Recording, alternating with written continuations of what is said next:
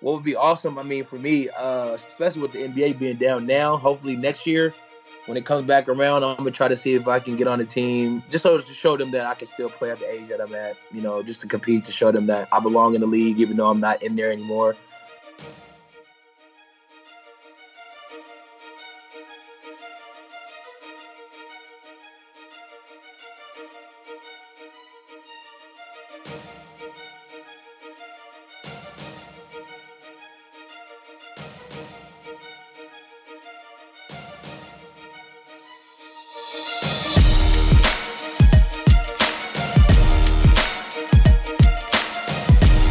Hey sports fans, Coach Nick here, and welcome to B-Ball Breakdown. I am honored today to be able to host Nate Robinson on the show. And as we all know, Nate is a 3-time slam dunk champion and the people's champ. So Nate, how are you, my man? Man, I'm good, man. Chilling, having a good old time during this quarantine time, man. At the house, working out every day and just enjoying the time with the family. How you doing? Hey, I'm good. I'm going a little crazy, but I also realized that I just sit inside all day watching NBA footage anyway without talking to people. So I don't know what's much different, but talking about what you said about working out, I'm kind of curious if you had some insight into maybe even like secrets into what made you such a phenomenal athlete and why you were able to, basically jump and explode off the ground so high. I mean, it's probably felt natural to you, but did you ever notice like, hey, I do this and gives me an advantage that no one else is doing? I just really believed in myself, and I think I wanted to just be super athletic in my mind. Like I just thought I was already. So I don't think it was anything like, oh, let me try this or let me do this. I did everything. I just wanted to, however I could better myself, better my game. I just focus on getting better. And whatever that was that training hard, was that, staying in the gym countless hours. I did all of it. So it was a grind, well, throughout my whole here's life. a question. Okay, so you had a motor, what we call a motor now, right? A lot of times coaches are trying to unlock that for their players. Did anybody teach you that, or were you just like that from day one naturally? No, that's a natural. Like if you can't. I don't think you can teach somebody how to have a motor. Either you have it or you don't. There's no in between. Either you have a motor or you don't. Like some people play harder than others, and those kids that do typically be coach's favorite. That just go in the game, that can just play hard and never get tired. And that's what kind of motor I had. That was my greatest gift, is bringing my energy and my motor to the game. That's interesting. So I wonder what you thought. Like, you must have been on teams where coaches were just grinding it out on guys, screaming and yelling and grabbing him. Play like Nate, god darn it. Like, Yeah, some of them just playing hard. Like me, I probably wasn't the best example because I did a lot of crazy things when I'm on the court. But playing hard was one thing my coach would never have to worry about me doing. He knows every night that's something I'm going to bring to the table every single game because that's who I was. It wasn't like, oh, Nate's taking a night off. Never. My nights off were when coaches didn't put me in the game. That was my night off. For sure. No one can dispute that. Well, let's talk about these clips because I want to go through some of the highlights that you had during your career in the NBA. And I think when we think about you, some of the burned-in image we might have is the end of that Bulls-Nets Game 4 playoff game back in the day. So I thought we could talk about a couple of these plays. And the first one was when it's deep in the fourth quarter and you're running a pick and roll, and you use an interesting footwork that caught my eye. And I'm just kind of curious your thoughts. It's going to your right, you're a righty, and you go right-left into a pull-up. So I'm curious if that was something that you practiced. It's definitely something that you practice just over and over, countless. When you're young, you get, you don't have a coach there with you. You put the chair there, you get a cone or whatever. Some big men are really good, defensively in that paint, and they really lock it down. So you got to figure out ways and be creative to find ways to score. So the play you're talking about, I came off the pick with Joakim Noah. As I came off the pick, as he set it wide, I came off the one dribble, and I seen that, Mr. Lopez was up a little too high. So when he came up too high, when I got the ball on the left, I crossed over, put the ball on the right, and acted like I was going to dribble, going hard to the basket, which make him believe that I'm going to the basket to make him drop down, get lower, and then I just pulled up jumper. And the mid-range jumper is a lost art, man. Like watching guys like Rip Hamilton, Ray Allen, Guys like that really, Kobe, so many different guys, Jordan, really mastered the mid-range jumper. T-Mac, Jamal.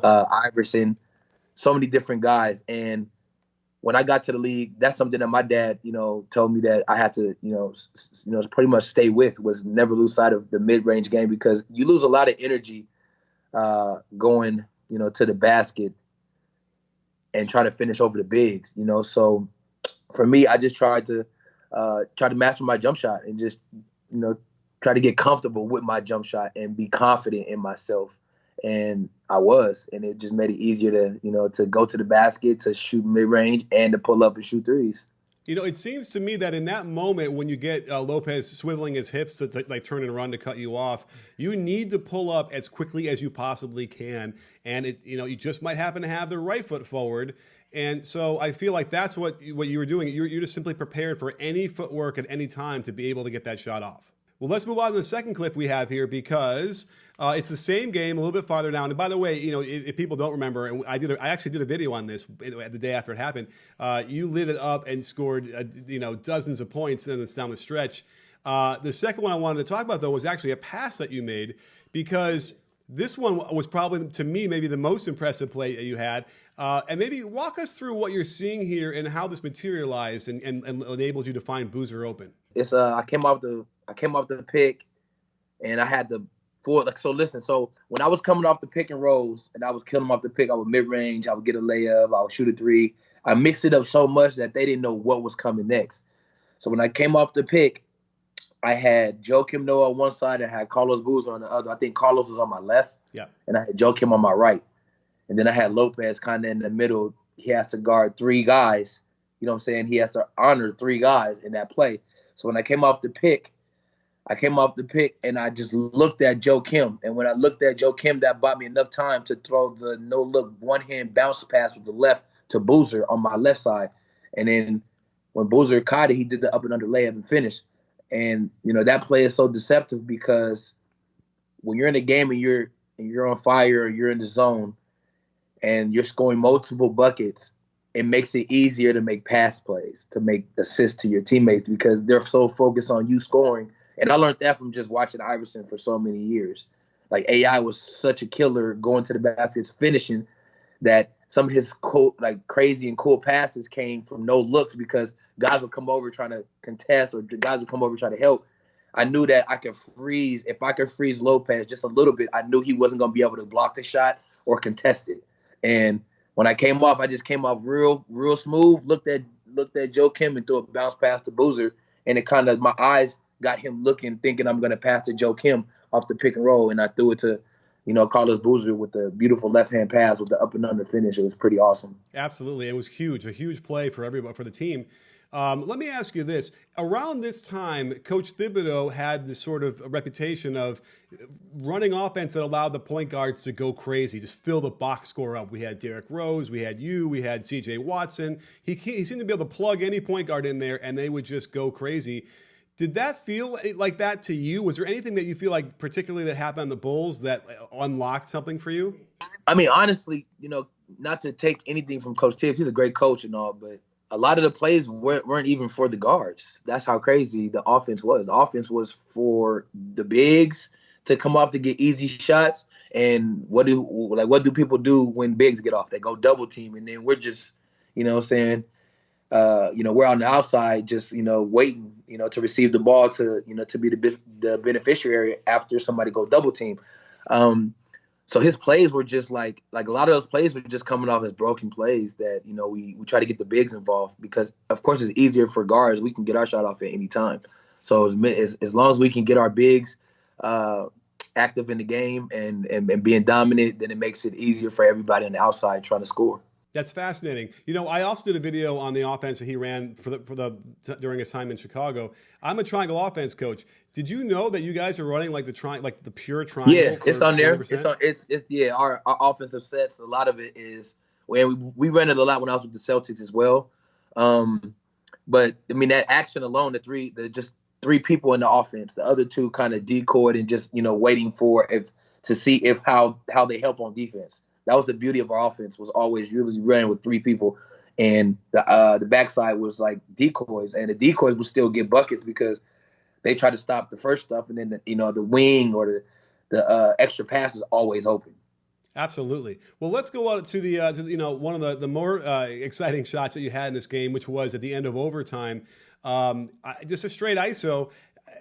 How did this? I almost kind of feel like this is one of those questions. How did it feel to hit a shot and everyone just gets on their feet? But was there anything going through your mind? Are you just sort of pure? Which one was it? Is this the one with D Will? Yeah. Oh yeah. So that play, I was getting a couple bucks before that, and as the time was running down, in my mind, I was playing like this is the time where, Jordan always came through in the clutch. That's the only thing I can think of at that time. Like, all right, this is your moment right here, Nate. This is what you always waited for, the opportunity to showcase, that you're a star in this league, that you can really play amongst the GOATs, amongst the greatest. And at that time, time was just running down and I was just killing the clock. And in my head, I knew that D Will kept putting his hand out, and I wanted to draw a foul. Like, the whole thing was go to the basket, try to see if you could draw a foul and get an and one, or get to the free throw line and the game be over. So I came down, dribble. I went hard right, and when I went hard right, he put his hand out, and I was like, all right, just go. And he went to kind of reach for the ball, and I was like, all right, just draw the foul and just shoot it. And when I took off 1 foot, he kind of like brushed me foul, and I tried to get the foul and shot it. And after that, I just let the basketball guys do the rest. I just kind of threw the shot up there, hit off the glass, and it went in. And I was like shocked, and everybody in the building just uproared and went crazy. It was bananas. It was crazy. Absolutely. And then you guys went on to win that game. It was really, it definitely gave, for a very trying season, a nice lift to the Chicago fans. Yes, for sure. That was a memorable moment for me because, at the time, I've always been looked as a guard who brought energy and only could dunk. He's only a dunker. He's only does this in the dunk contest. So that opportunity for me to actually get a chance to play, to showcase what I really could do. And that time in Chicago with the playoffs and everything, it really showed that I belong. And it was fun. It was just a blessing from God. And I really appreciate just that whole season. But that game alone really opened people's eyes, like, wow, like Nate Robinson really can play basketball. He's not just a guy that's going to dunk on you. He can really play. Absolutely. Well, let's have some fun and talk more about your exploits in the NBA. As a coach, I see a play that you do in Houston. You're basically doing an in-air reverse layup. Now, so most coaches might say, what the hell are you doing? But I want to challenge you, Nate. Tell me why I should not teach this play to players. It's not really a top thing. It's just like I was telling you on the phone when we briefly talked. It's just a feel. Like, that's just a feeling that I got in the game where in that play, I got by Jeremy Lin real quick. I gave the big a deception, like I'm about to drive to the right, and all his momentum is going that way. And I just jumped and turned around and laid the ball up on the other side because there's no help on the left side. But the big is on my right, so he can't block the shot, or nobody's over there to give me the free will to shoot that shot like that. But it was just all like I've done 360 layups in the game, just messing around, and that play was just a feeling type. Like no coach is gonna want your player to do it, but if you make it, it just looks cool. It's like one of those plays, like, no, don't shoot. Yes, he made it. Let's go. Like one of those plays. Well, how about this? A Euro is a little similar, right? You want to kind of take one step one way to be thinking, and then you break back the other. And a lot of times, though, when you do that, you're stuck doing an off-foot awkward layup. So what you did here is similar in the beginning, but then kind of made it a lot less awkward. So I don't know, man. I'm thinking if you teach even kids who aren't super athletic, I think that might be an interesting way to finish it. They could master. There's been a couple of guys that have done it before. I seen J.R. Smith do a 360 layup in the game in traffic, like just 360 layup. Nick Young has done it before. He did a 360 layup of reverse. I don't even know how he made it. You got to pull that up. Nick Young went baseline, did a 360 up and under, and laid it up on the other side of the basket. Crazy. But wow. Guys, we just practice, fun stuff when, like when we're playing pickup ball. That's some of the coolest games you can probably watch, is watching NBA players play free with no coaches telling you can and can't do certain things. Sure. If you watch the freelance ball, that's some of the coolest basketball because it's pure love, it's pure passion, it's authentic. move. It's, you know what I'm saying? It's organic. It's not like you're not premeditating your moves. You're just going off the feel of it, which is the most beautiful way to play the game. I can't add any more to that. That is absolutely right. Let's go on to our next clip though. You played for Golden State, and you caught a friend of the breakdown, Reggie Jackson, on a little move here. And I thought I'm kind of curious because when we're teaching kids to play, as they progress, stopping on a dime ends up being one of the hardest things to try and get through and figure out how to teach. So I'm wondering, you got him here, he did the splits, all sorts of stuff. Do you feel like is there a secret to that you could impart to us maybe? Man, yeah. I mean, the secret is knowing how to shift your energy and your momentum going one way and stopping and then going back fast again. That's how you get people off balance. It's just like deception when a boxer is throwing your jab the whole fight, and then you just bam with the overhand right or the hook. Like it comes when you rarely expect it. So that move, I'm driving, going right. If you see my first move, I went hard and I stopped. And that calculates, all right, let me try to go hard, stop, and see how he reacts, and then go fast again, and then stop one more time. And the move just happened to go is him trying to cut me off, and I just stopped at the perfect time. And then his energy I went from high to low to stopping back high again, and his levels went from up, down to fast to slow to fast, slow, and it kind of messes you up when you can't really stop. You know what I'm saying? And then when you do, you stop, you're falling because you're trying to stop just as fast as you're reacting from me. And then I just, pull up and try to make the shot. How premeditated is this? Are you thinking, okay, I'm going to do a skip? For me, I don't think about my moves. So what I'm doing is I'm just trying to see what you're reacting off of. Then I'm going and then I stop and see what you do. It's all counters. Wow. Behind the back, crossover through the legs. Do you like anything particular on those or just whatever happens? Man, those are just how they come. This is just the move. It's like when I go, I just feel like, behind the back. For me, behind the back is easier to get to your shot and to the next counter move. You know what I'm saying? Like, it's just absolutely pretty cool. Let's talk about the big three because you're playing in that league now. Yep. And you had a really famous shot. And I think it's kind of an amazing bookend because as we all remember, after Big Baby was killing the Lakers down low in the NBA Finals in 2010, right, that shot of you on his back. Well, guess what? He gets you back. Walk us through this last shot. This ended up being a game winner at the end of the game, and just a really incredible move here. How did this all play out, and how did you feel like this even went in? Man, honestly, that whole game was crazy, going back and forth. Power's been a great team over the years. They won it the year before. Big Baby is one of the most competitive players I've ever played against, and played been on the same team with in the league. And at the end of the game, we were up a couple points in this game point. I did a move, and Baby played good defense and kind of tapped the ball from me. I bobbled the ball, lost the ball, had to pick up the ball off the ground, and I knew I only had a couple seconds left. So once I see him on the ground, I picked it up to hurry up and run and shoot the three. And when I ran, I seen him coming. I was like, all right, just stop. And I knew Baby don't got no brakes. So when I stopped to shoot it, and Baby hits me, and I just followed through, and somehow it just went off the backboard, and then Baby just held me the whole time as I celebrated after the win. But that game was it was so much energy in that game. Being in Miami, the fans are always great. Just the atmosphere is always it's always crazy, and to top it off with the icing on the cake, and the cherry on top with the Big Baby move, it was pretty cool that he didn't tackle me. He actually caught me because he had a lot of force with that big guy coming forward, and it was just one of the coolest game winners probably ever. For sure, like probably one of the coolest ones ever in any basketball game. Like that's probably cool, And then on top of that, Big Baby's like one of my best friends. Like he's a cool dude, and it being one of my best friends to be able to make history like that was pretty awesome. Wow. Did you know it was in when it let fly after hand? No. So I believe like if he wasn't there to bump me, I think I would have made it like a regular shot. But since he knocked me off a little bit, it made it just more perfect to go off the backboard and go in because the force of the shot of him hitting me kind of gave me a little bit more, I guess, a little bit more touch for the shot. It was perfect. So a little echo of what happened back in the Bulls-Nets game. Yeah, pretty much. Yep. Just you gotta let the basketball guys do their thing. Well, before I let you go, I'm just kind of curious if you had any notion of the big three as far as were you surprised at any of the sort of you mentioned how you were playing the sort of triangle stuff in Chicago 3-on-3.